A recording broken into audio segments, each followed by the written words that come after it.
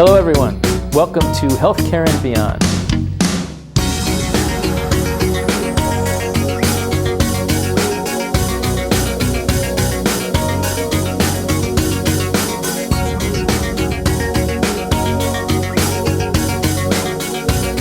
Healthcare has been on the minds of people for a long, long time, but I think never more than the present.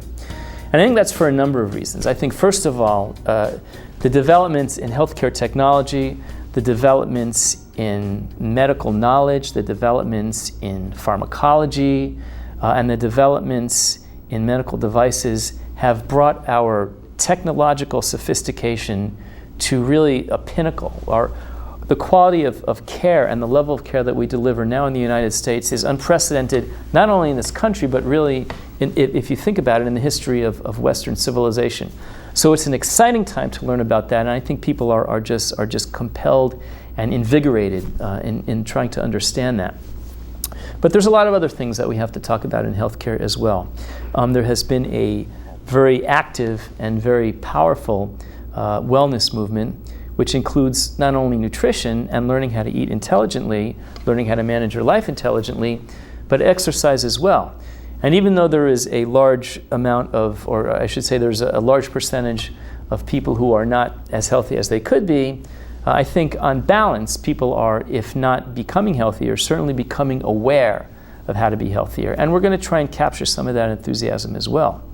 I also think that healthcare finance is becoming ever important, particularly with the onset of Obamacare. And we're going to talk a little bit about finance and how healthcare impacts our finances in the small world, such as our own personal finances, how it affects our pocketbook, our personal budgets, but also how healthcare affects us in the larger scale, how it affects our economy, and how our economy is in turn affected by the changes in healthcare. So a lot to talk about. A lot of fascinating topics to talk about, so please stick with us. It's going to be a great show, and we're really looking forward to sharing this time with you.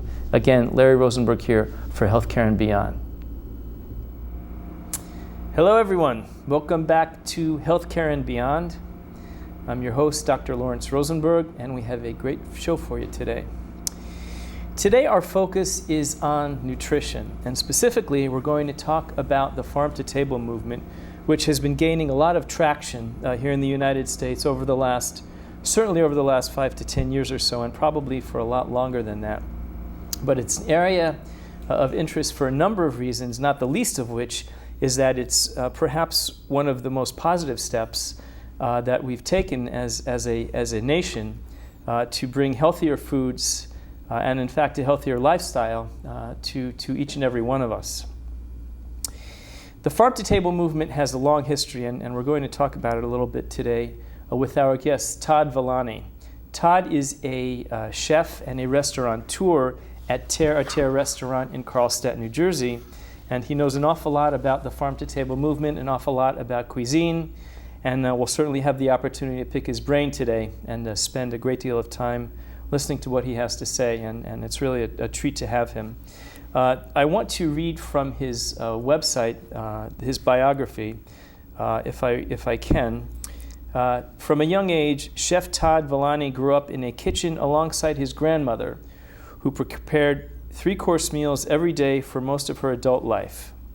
Inspired by her passion for food, he began his culinary career waiting tables from coast to coast, from some of the finest steakhouses to fish restaurants on the Strip of Miami, accumulating along the way an appreciation for various cuisines, authentic ingredients, and techniques that truly define a culture. Chef Todd already had a well-traveled palate before he traded his waiter's apron in for a chef's hat and headed to Europe to apprentice at one of the world's leading 5-star restaurants. Upon his return, Todd was hired at World Yacht, a subsidiary interest of acclaimed top chef Marcus Samuelsson. With a varied ethnic culinary style, Chef Villani evolved his repertoire, blending traditional French technique with the Scandinavian-inspired cuisine Samuelsson had become recognized for. Since then, Chef Todd has refined his craft, blending simple fresh foods with expertly blended exotic flavors and ingredients, his signature approach to preparing foods with an international flair. So, Todd, let me welcome you to our show, Healthcare and Beyond. Hi. It's a real pleasure to have you here today. And It's a pleasure to be here. And I do want to begin by talking just a little bit about your background. I know that the bio certainly highlights some things, but your experience is fairly broad. Talk a little bit about your training, sort of where you came from, and how you evolved to becoming interested in the farm-to-table movement as we see in Terre à Terre. Okay, well, I mean, at a young age, like the bio said, it was being around my grandmother that really positioned interest into it. Whether she'd go into the yard and pick dandelions and use it in a salad. So from a young age, I was starting to learn. As I moved on, and went through my adolescence, I started working at whether it be a deli or I was surrounded by food.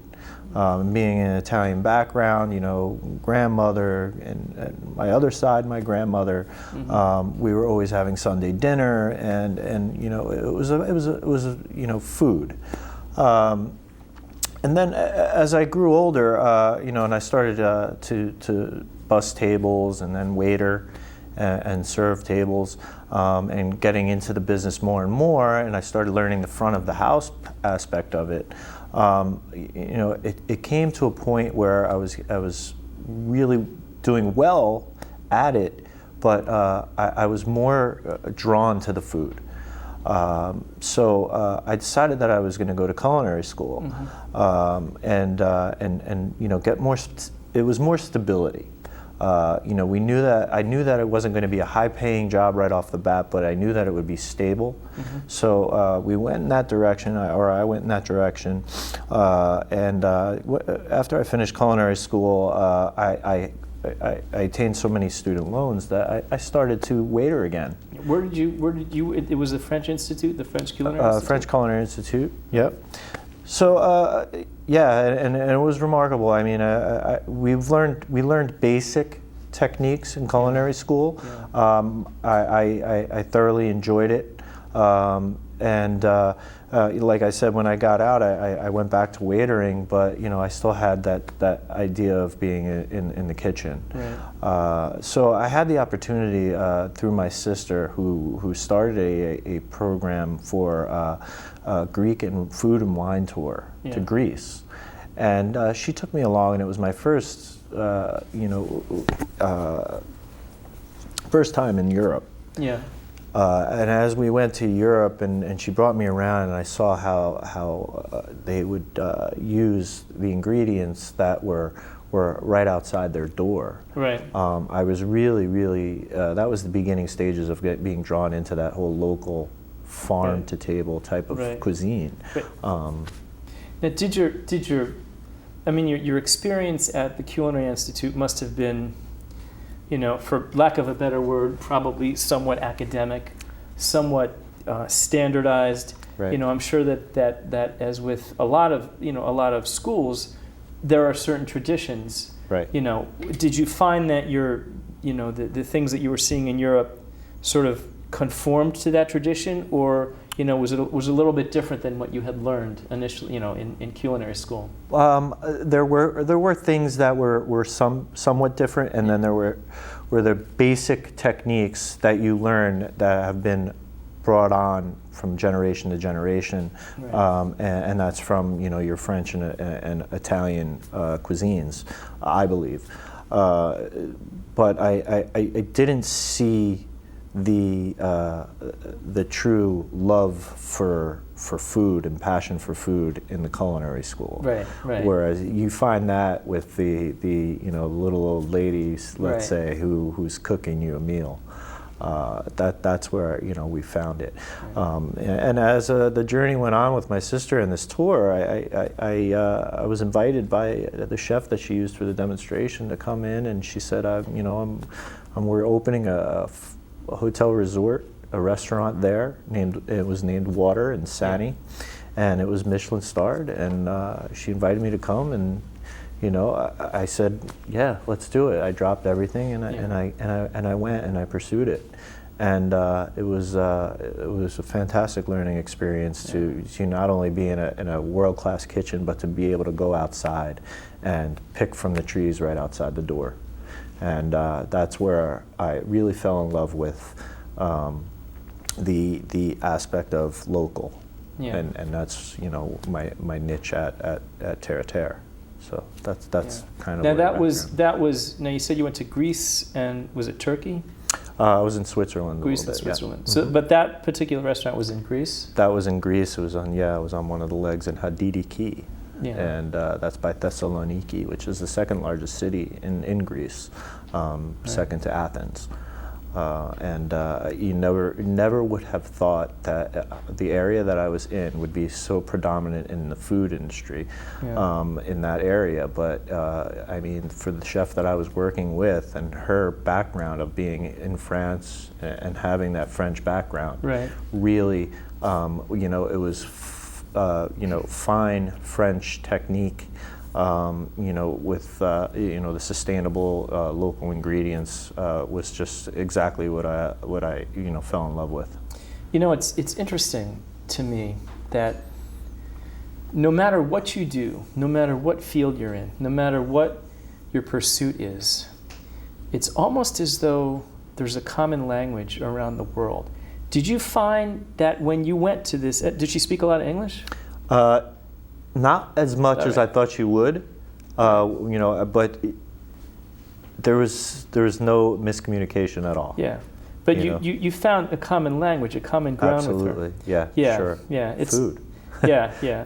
But it's food, but it's also not just the food itself, but understanding how to prepare it. Right. Understanding what goes with what doesn't. I mean, I would be completely lost, But you have a tradition, you have a sense of a whole world that you have in common with her. Right. So, I mean, while you have the variety of cuisine and you have the difference in environment, at the same time, you share something there. So, I mean, it must have been a very engaging experience just thinking about it, Yeah, I mean, with the amount of time that she spent with me, I mean, and she loved the fact that I was from America. Yeah. So, she wanted to learn from me just as much as I wanted to learn from her. Yeah, and I brought that along with me. Yeah, I brought that along with me in my career. Yeah. Whereas there's somebody that comes into my kitchen or whatnot who has no experience whatsoever, and I still keep an open mind that I could learn something. Yeah. And she actually opened that door for me as well. Yeah. But with all the amount of staff that we had in this resort, which was 2,000 from all over the world, right. I mean, I had the opportunity to pick a lot of brains, and source, a lot of different areas of the world. And you'd get invited to someone's apartment or whatnot, and they would be cooking something from their country or homeland, and it was just Europe is the way it should be here. That's how I feel. It really should be. It is. They live longer, they eat healthier, and everything is just from the heart. That's how I see it. That's interesting. Yeah. So now, what did you do after your experience there? You came back to the United States, or? Came back to the United States, and of course, in between all that and serving, up and down, the East Coast and somewhat in California as well, I decided to, really push forward. Right. So I ended up opening a restaurant with a chef. It was a new restaurant in Paramus, New Jersey. I was on the opening team. I'm sure that I was hired as a sous chef at the time, and I wasn't ready. But that was another learning experience for me, with a fantastic chef. And from there, I met someone, and I really had to bite the bullet, make no money, and go into the kitchens in Manhattan. And I started at the low end at Marcus Samuelson's subsidiary at World Yacht. And by the time I left, I left with the executive sous chef position. Okay. So I worked my way up to that point. And with Marcus, it was, with Marcus and the other sous chefs teaching me as it goes down the line, almost like a general, and you go through the brigade. And that's how a kitchen works. There's so much knowledge that you get. And you don't realize it at the time when you're not making any money, but the knowledge that you're getting is priceless. But the amount of time that you spend with these people, and the work ethic, and what it takes to become a great chef, and the ingredients that we were using that I never saw before, even in Europe. Like what?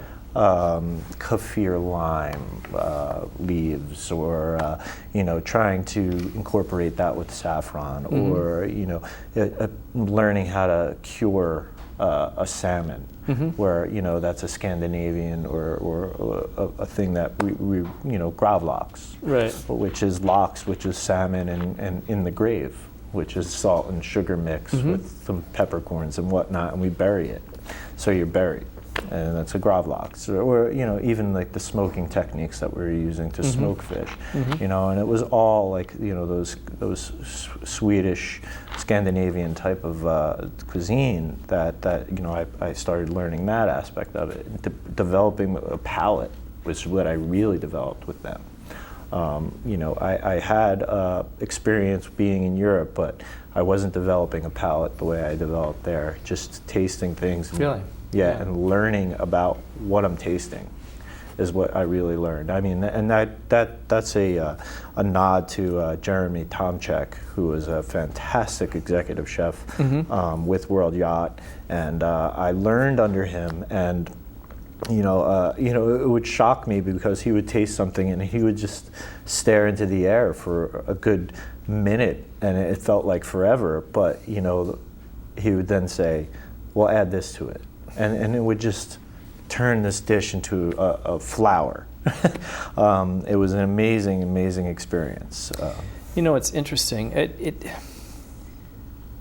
What you do, being a chef, it's kind of it really is kind of a gift. It's really kind of a talent to be able to sense and taste different things. I can go into a restaurant and I can tell what I like and what I don't like, but I have to tell you, and as sort of an average person, my level of sophistication in being able to discern and appreciate all the different flavors is somewhat limited. I got to be honest with you.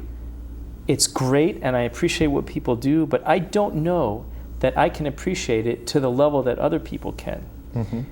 Did you always have this kind of I can call it a gift, but I think what a better word would be a sort of a level of understanding of food. Did you always have that? Did you cultivate it? Is it something that you can develop, or are you just kind of born with it? I don't know because I don't have it, I feel that, you're born with a certain aspect of it, but you really have to develop it. Right. And I think that's with anything that you do, in musically or sports or athletics. Right. I think that you're given certain gifts, and you have to take them and do something with them. Right. My palate was non-existent until, I thought it was existent, but it was non-existent when I got into working with these guys from Aquavit and really learning what flavor and how to match them. Right. What it was all about. I didn't learn until I was with them. It was an amazing journey. It's the best time of my life, to be honest with you. But there's always tomorrow. Yeah. But using these different whether it be liqueurs or aquavits, we use and put on the gravlax and just different techniques, all diverted back to French technique. Right. It always diverts back to French technique. We try to be a refined cuisine with a casual feel to it, That's how I see it. And even how you mentioned you have when you walk into a restaurant and you feel a bit average, what I gear my menus on is when you read that menu, that you're eating with your eyes first and the way it sounds. You always hear a customer say, "Wow, that sounds great." You know, but they have no idea what it tastes like. I wish I had brought a copy of your menu. Your menu sounds amazing. Thank you. It really is. It really, really does sound amazing. Thanks. So, you're in New York, learning all this great stuff from all these great teachers and all these great chefs. How'd you get to Terre à Terre? Oh, okay. Well, from there, I had the opportunity to take a chef position in Montclair. It would be my first executive chef position. Yeah. And I was in Montclair for about 2 years, and that was a different learning process. Now you're talking about cost and scheduling and the business side of it. Right. And I mean, I was pretty keen on it because I managed front of the house and I've served. So it wasn't like a snowball thrown at me. But you're thinking about numbers more so than you're thinking about the food itself. Right. You can make the best menu in the world, but if you're not making money, and that's what it comes down to, then it's tough. So that was a development as well. But as when I left there, I went to Jersey City, and I spent a year in Jersey City, and I think that was a great experience to be as close as I could to New York City, as an executive chef. But I had no idea when or if I would ever open my own place. From there, I went to Weehawken, and that was a great experience at Park Avenue Bar and Grill. We had many floors. We had a great bar scene. It was a great experience in so many different ways. I left there thinking that I was taking a job in Hoboken as an executive chef, and it didn't pan out. Yeah. And I had gotten off the bus from that job interview, and I saw the building which is now houses Terre à Terre. Right. And my grandmother had just passed. Yeah. She had gone to the church across the street for many years. Right. And I just said, I think it's time to open my own place. Now, me and my sister, who's the catalyst of all this, she gave me my first taste of goat cheese, and she really put the idea in my head of she would cook at Thanksgiving. Yeah. So my grandmother, my sister, my mother with her gravy on Sunday, it really had the generation into generation of food in my life. Right. So with my grandmother passing and seeing this place and having the sign on the door that said, turnkey operation, I thought that, it was kind of a sign. It's a nice story. Yeah, it was. And, and I went for it without knowing what was going to happen and not knowing ever being an owner before. So we got in September 2nd, and we opened October 15th, and it was a lot of work to get open. Yeah. But that was Terre à Terre was born, and we wanted to make sure that we were thinking about. I was always thinking about how, when I was in Greece, how I was going to transform that from what I learned there and what I learned from Marcus and Jeremy Tomczyk, and bringing it into my own restaurant. So I really thought that local was the key, the niche, and the niche was okay. Well, what is local? And Thomas Keller had touched on that. What's local? What does local mean? And I said, well, let's put a number on it. So we did a 300-mile radius. Right. We have such wonderful farms, whether it be in New York, New Jersey, Pennsylvania, on the coast on the East Coast, Massachusetts. Right. Our fish, our cattle, our duck. There's so many different avenues. So we've been talking to Todd about his background, about his influences, and really it's a fascinating story about the evolution of a chef, really, and a restaurant owner, and particularly somebody who embraces the farm-to-table movement in your philosophy as well as in your restaurant. I did want to talk a little bit more about farm-to-table. And so here's a question for you, Todd. What do you think, and we've been talking about it a little bit, but what do you think it is that makes the farm-to-table movement so attractive to diners? And there's two parts to that question. What is it that makes it so attractive to diners? And clearly, it has gained an awful lot of traction. And what makes it attractive for, restaurateurs, chefs, and owners? So how does it play to both of those audiences? What's the attraction in both of those audiences? Okay, well, to answer the first part of it is I think that it's attractive to diners because I think with technology and the way that everything is perceived, whether it be on the internet, and more people are gaining more and more knowledge of exactly the mass production of our food in America, that they're seeing that it's honestly not healthy if you're going in that direction. Right. So I put it out there that I want to get the local ingredients from the farms in my local area, and not only I want to help out the local economy as well, and the small farmers that are getting put out of business at a startling rate, and use their product that's not being put with pesticides or hormones or antibiotics or whatnot, and really getting a local feel in my cuisine.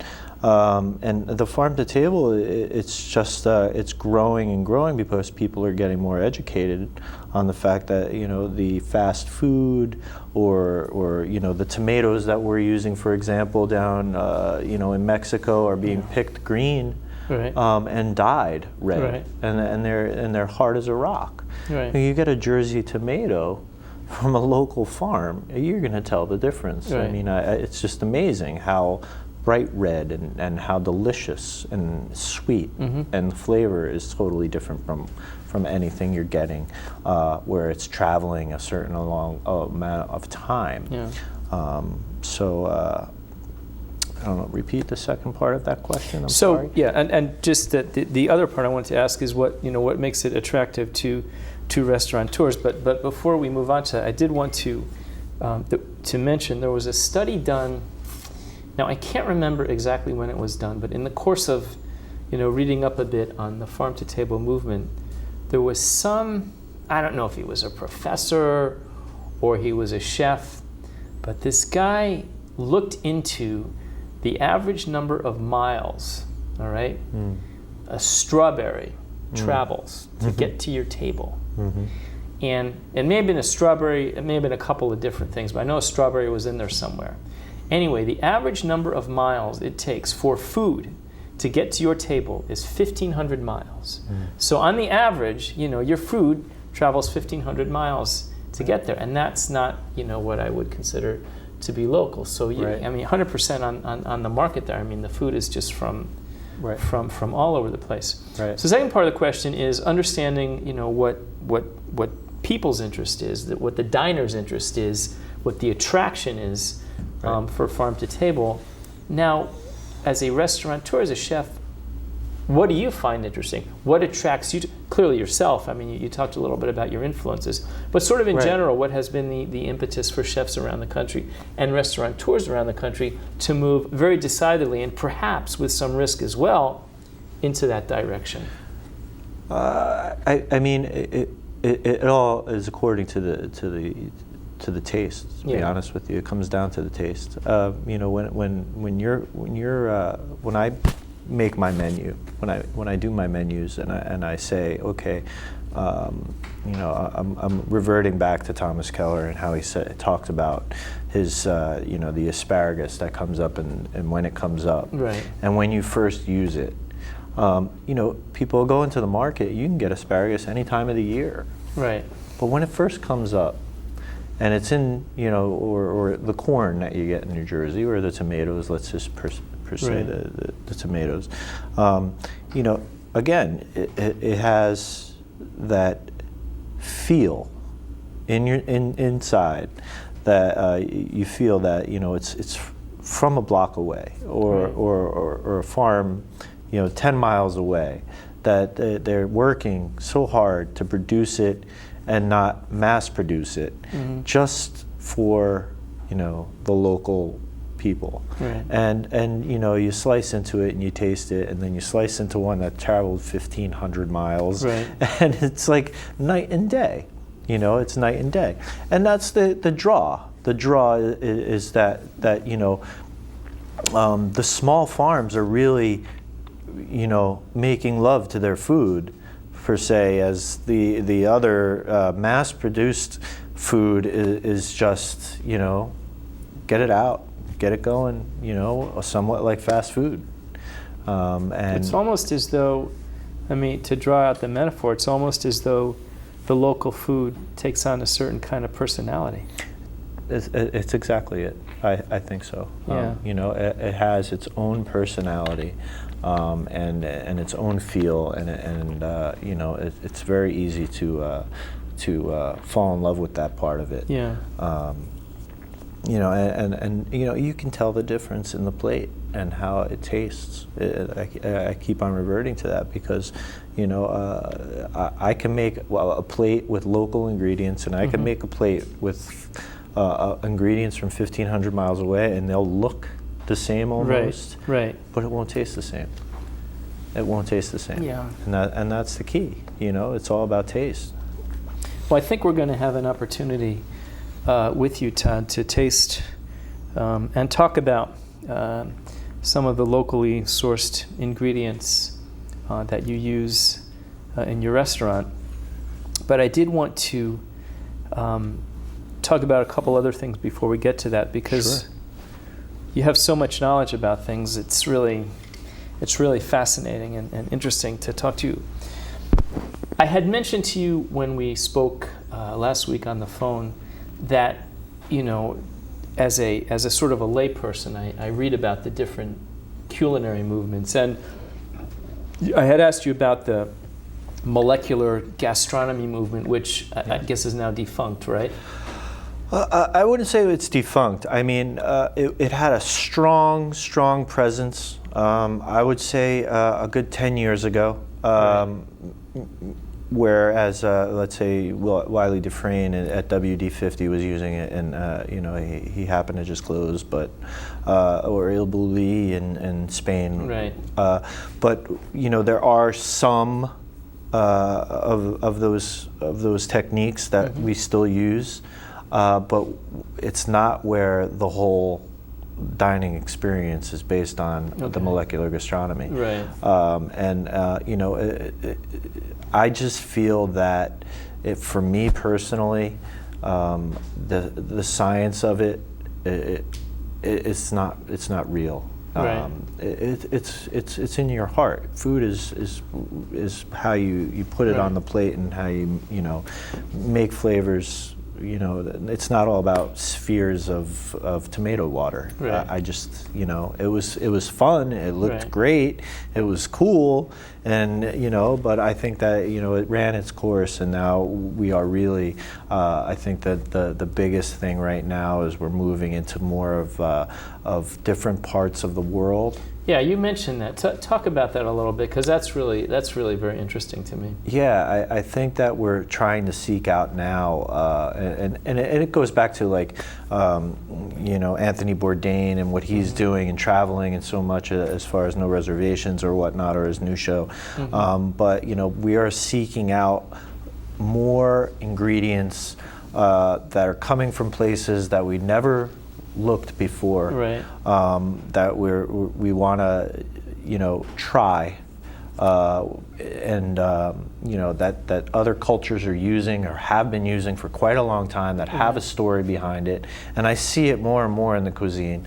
10 years ago, 15 years ago, you didn't see much quinoa on a menu. Now you see a lot of people using quinoa. The things evolve again. And it also comes down to the health aspect of it and the nutrition aspect of it, like we're talking about.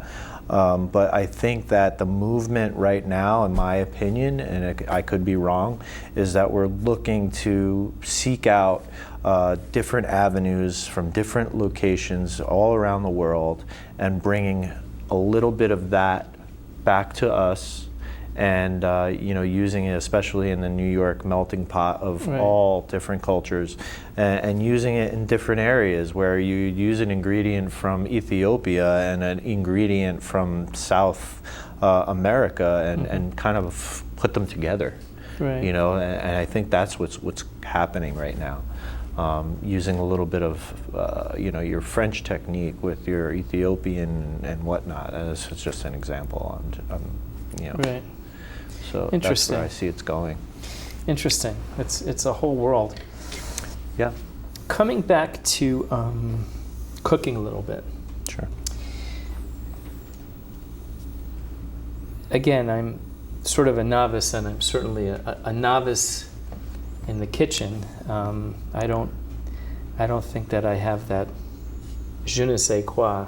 Certainly je ne sais quoi. But when you approach your food, when you approach your cooking, when you prepare your dishes, when you think about what you want to present, are there some kind of rules or some guidelines that you tend to follow? And I'll back this up. It sounds like a strange question, but there are musicians I know who keep a certain goal in the back of their mind.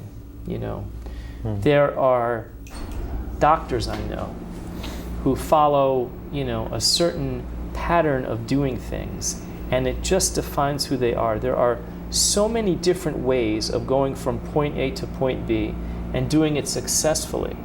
Okay. But you can do it on your own individual path. Do you have a consistent philosophy of how you cook? Are there certain rules that you tend to follow? Are there certain food patterns that you try to follow? It sounds like a vague question, but I'm coming from a lack of experience, but again, looking at this in kind of a broad way. Right.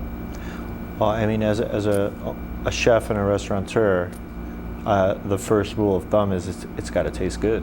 Right. It's got to taste good, and from there, quality ingredients. And when I say quality ingredients, that doesn't mean it's expensive ingredients. Right. Quality ingredients meaning, fresh, as fresh as possible, and for my case, local, knowing where it's from, knowing the history of it, and then, kind of putting the flavors together for me is, something that, what did we do in the past, right, and how can we progress with it without making it over the top where people would not want it. So it's a fine line, but I could give you an example as far as our pasta is infused with basil, Okay. But basil and mozzarella and tomato, people know that, Right. It's familiar. So we incorporated it into the pasta with heirloom tomatoes.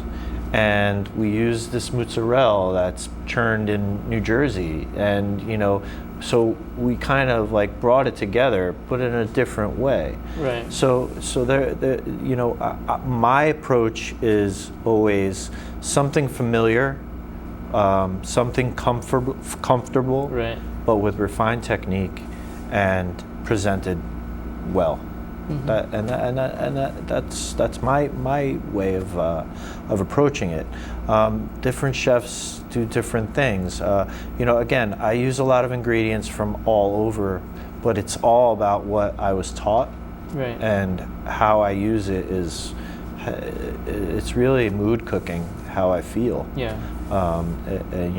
My specials for the week are what kind of mood am I in? Where do I want to go?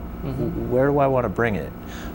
Do I want to go and use these Ethiopian spices that I have? Do I want to, go and do a ceviche? It's summertime, and then there's, like athletes, they look and see their competitors, what they're doing. Right. Is Larry Bird said that he used to watch Magic Johnson, how many shots he put up. I always look at other chefs. I like to keep up with what's going on, right. What they're doing. Great idea, great idea. They're doing that. You know what? We could do that, but let's do this with my technique and with my knowledge and see where it goes. And that's pretty much it. That's how I go about it. But it all begins with, is it going to taste good? Right. And we do a lot of tests. Before the menus come out, we try to test it as specials. Right. And if it works, and if it works and we sell it and the people enjoy it, then we consider it on the next menu and we try it. Building the menu, for farm to table, you have to go to different farms to see what's going to be available in that right. certain time frame, right? And then build the restaurant or the menu around it. We are going to actually sit down with Todd, or stand up with Todd, yeah, and actually watch as he prepares a dish. But before we do that, I want to talk just briefly a little bit about wine, because I always find that wine is my favorite part of the meal, particularly when it's matched well with food. Right. Talk a little bit about how you choose your wines, particularly in something like a farm to table, where the food ingredients are so paramount. Right. That's a great question. For one, we do a lot of tastings. So, whether it be 4 or 5 or 6 courses or 7 or 9 or whatnot. And, the big thing right now and over the last 10 years has been pairing it with wine. So, you get the aromas and the flavor profiles from the wine, and then you kind of try to put them together with certain dishes. It used to be where white only goes with fish and chicken, and that's not necessarily true anymore, because the wine and the technology and the techniques that they're using has broadened the palate and broaden the palate with the food. So we now have, in fact, in Terre Terre, we're serving a New Jersey vineyard wine, and we were going to be doing a tasting, and I just put the menu together today, in fact, and I kind of went by their profile of what kind of aromas and flavors came with it. And then I said, okay, well, this is going to go perfectly with that, and we matched them up, and we have a menu. You have those broad reds and your Cabernets. I'm a California wine guy, so you have your Cabernets and your right. Merlot, and you kind of know that that's going to go with a nice big hearty steak, right. or a lamb or a duck, and that your Chardonnay is nice and buttery, so you'd like to do some sort of, whether it be a duck or a chicken, but maybe even the fish as well, a nice hearty halibut or a cod, and the lighter whites up in in the beginning of your meal. You're going to go with like like I said, like maybe a crudo or ceviche, or, and it's nice and light and it pops. So there's a lot of profiling, what's going to work with it. Tasting, there's a lot of tasting, but we spit it out. To get that flavor in your mouth and then say, okay, what works with it? Does it stand up? So that's perfect. But we're moving forward with different, getting away from the wine and doing like beer dinners, and we're working with Tavalon, a tea company, that we're pairing teas with and doing a tea dinner. So there's profiles and all different types of things that are going on that we're matching with it. We could do it with vodka. You could do it with scotch. We've had scotch dinners. Scotch is great. Yeah, and you get caramel or whatever it may be, and there's so many things. The world of food is just totally progressive. It's fascinating. It's like an encyclopedia. It's like a gigantic encyclopedia that only keeps expanding. Like universes. And what's amazing about it is everybody does it. Yeah. Everybody eats. Yeah, everybody eats, but as different people experiment with it's like, what's it like? It's like the art world, Oh yeah. Somebody picks up on something and then they develop a whole school of thought or a whole dimension. Culinary arts. Yeah. It really is fascinating, and I'm sure it's quite fascinating to be doing this professionally and to be sort of on the cutting edge of all these things that are happening, Yeah. Well, you try to be. It's very cool. Yeah. Very cool. Very cool. We'll be back in a few minutes with Todd Villani. You're watching HealthCare and Beyond. We'll see you in a few. Welcome back to HealthCare and Beyond. We're with Todd Villani, chef, restaurateur, and owner of Terre à Terre Restaurant in Carlstadt, New Jersey. We've been talking to Todd for the last bit about his experiences, but particularly focusing on the farm-to-table movement.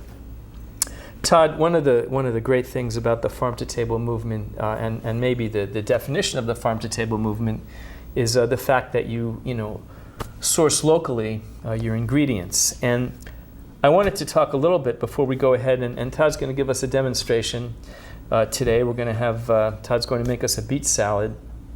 But I want to talk first about your ingredients, not only the ingredients on the table, which I'm interested to learn where they came from, but just in general, sort of how you go about choosing your ingredients, where you source them from, and if you could just enlighten us a little bit. Okay. Well, what we do at the restaurant, I first look and see the sources as far as the farms that are as close to us as possible, and then branch off. What they're carrying, as far as what they're going to have in, let's say, the next month to 3 months or 2 months, when the season, throughout the whole season. And on occasion, we use the same farms for each menu. Right. On some occasion, we have to use a different farm because some farms just don't carry what we're looking for. We start there, and we source what ingredients that they have, and then we build the menu around that. For instance, our mixed greens right now are from Seder Farms in New York. Okay. Our beets are from Bracco Farm in Pine Island, New York. But that could all change within the next menu. So we really have to keep up with what we're going to be doing.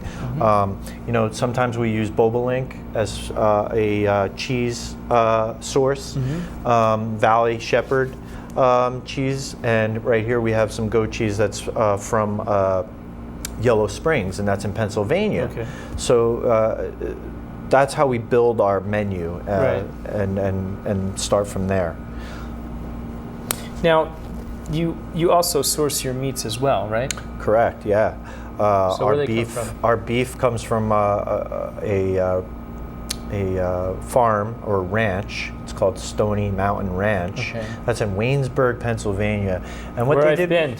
Oh, you have? Oh, yeah. That's great. It's a big town there. Yeah, and what they did was they took some beef from Piemonte in Italy, and they breed it now here in Waynesburg in Pennsylvania, and the feed that they give them, and it's all natural, grass fed, and it's just amazing. the flavor. We also source our lamb, and that's also in Pennsylvania from a Legion farm, and he's partnered up with Thomas Keller from Per Se in New York City and French Laundry to develop these lamb, which what I believe is probably the best lamb in the world. Really?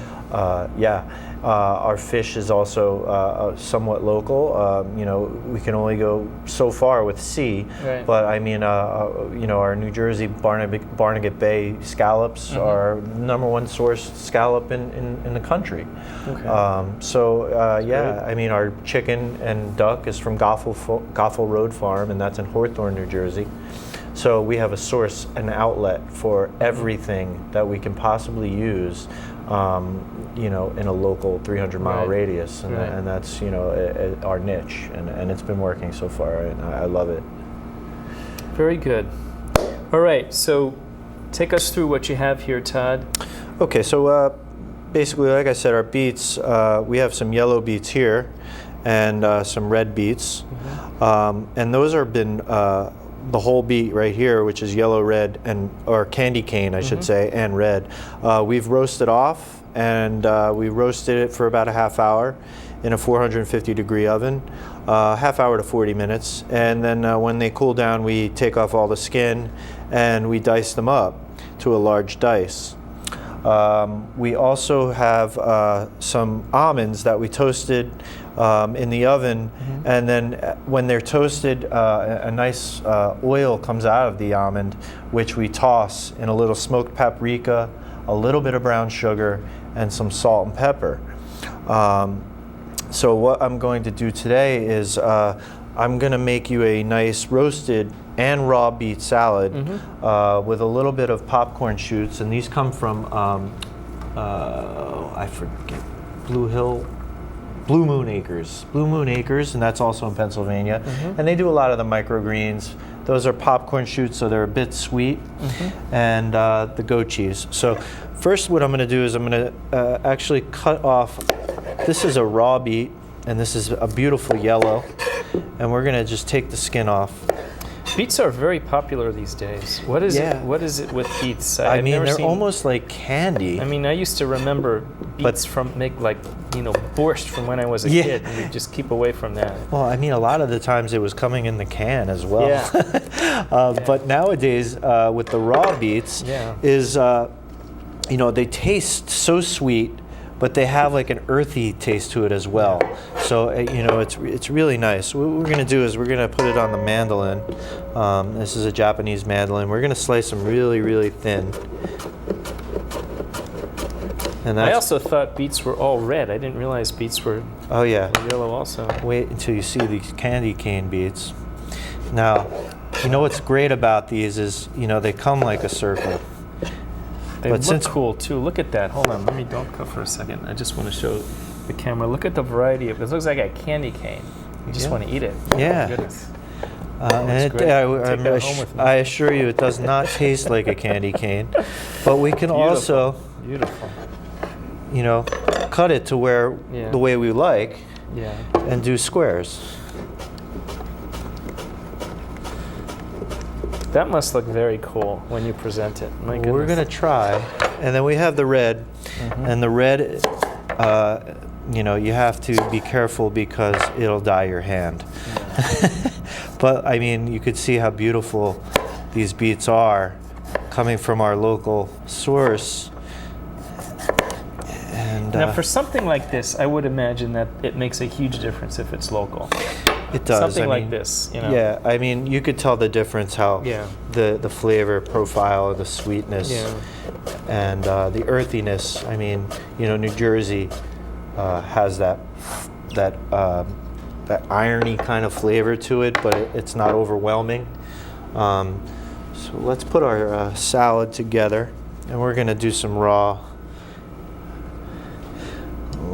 I mean, I would imagine, Todd, that, and it's probably just a little naive of me to say so, but I would imagine that just like the soil composition determines the flavor of a wine, so if you have a wine that's from the Bordeaux country versus a wine from the Zinfandel country, from Sonoma from Napa Valley, whatever the constitution of the soil is, certainly affects the flavor of the wine.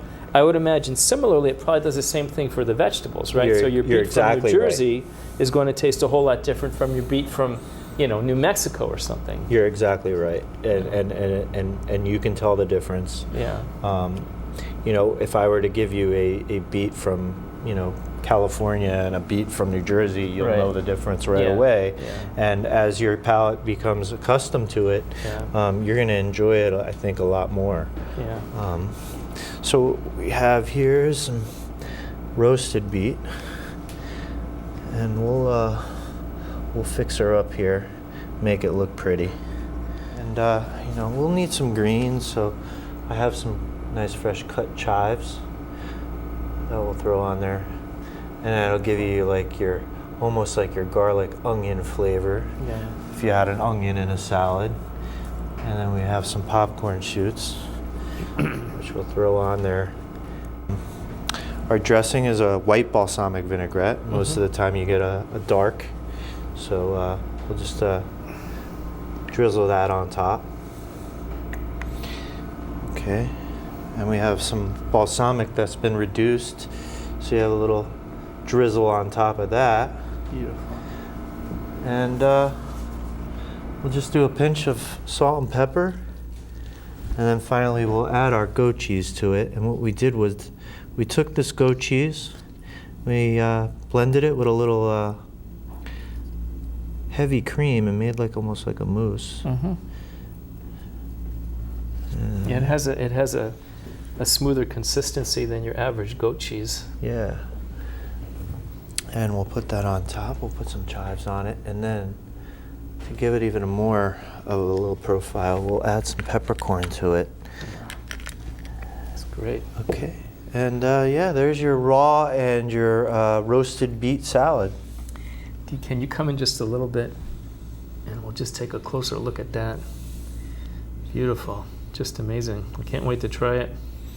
It's interesting that and just talking to you about the food business and the restaurant business, your culinary experience is almost like a symphony. You have the setting, your atmosphere, your environment. You have your menu. You have your wait staff. Right. You have your presentation, and then finally you have the flavor. So as a restaurateur, it's not just the food; it's a whole host of things. It's every single experience from the time you walk in the door that you really have to be thinking about, and probably have to be on top with one of those. Yes. You mentioned to me, and we had this conversation that you give your waiters, your wait staff, extensive literature on where all these things are from, and again, it just expands and enhances their experience. Yeah, absolutely. But it seems to me that's really a key part of the restaurant business. Yes, the key part of it is the whole experience. Yeah. It's not just the food. Yeah. People are coming for an experience, and they want to feel happy. They want to feel an emotion. Yeah. We're trying to give them, not just the food aspect of it, but the whole aspect of when you walk in the door, the music that's playing, the information that you can give, that we can give, the history and the story behind the place. We also use local artists. That's why our art. Actually, I saw that. That's right. Yeah. So everything is ran like a symphony. Yeah. It really is. Yeah. And I tell my staff, how no matter how busy you are going to be like there's nothing wrong. Right. Like everything is running smoothly, and you are not affected by anything. Because once you give in to that pressure, it transforms into the guests, Sure, experience. They feel that negative energy. Correct. Yeah.